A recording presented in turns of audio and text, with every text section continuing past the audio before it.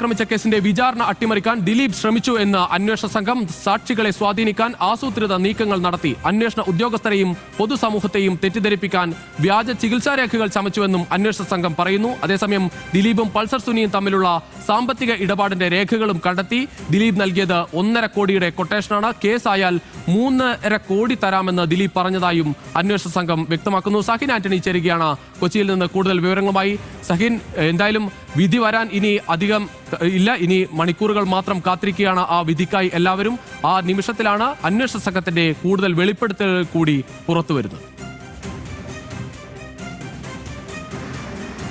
തീർച്ചയായിട്ടും രുചിഷ്, അങ്ങനെ തന്നെയാണ്. അതായത് ഈ നടിയെ ആക്രമിച്ച കേസുമായി ബന്ധപ്പെട്ടുകൊണ്ട് ദിലീപ് നൽകിയിരുന്നത് 1.5 കോടി രൂപയുടെ കൊട്ടേഷനാണ്.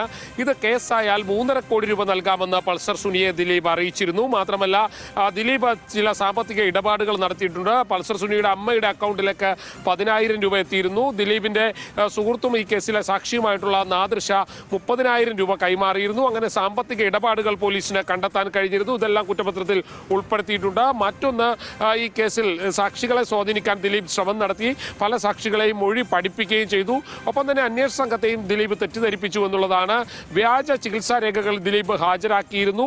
കൂടാതെ പൾസർ സുനി ഈ കേസുമായി ബന്ധപ്പെട്ടുകൊണ്ട് ഗോവയിൽ വെച്ചും നടിയെ തട്ടിക്കൊണ്ടുപോകാനുള്ള ശ്രമം നടത്തിയിരുന്നു. അന്ന് അവിടെ നടി അഭിനയിക്കുന്ന ചിത്രത്തിലെ ഡ്രൈവറായിട്ടാണ് പൾസർ സുനി എത്തിയിരുന്നത്. പക്ഷേ അവിടെ വെച്ച് ആ ശ്രമം പാളുകയായിരുന്നു. അന്ന് മേക്കപ്പ് മാനും കൂടെ ഉണ്ടായിരുന്നുകൊണ്ടാണ് തട്ടിക്കൊണ്ടുപോകാതിരിക്കാൻ കഴിഞ്ഞത്.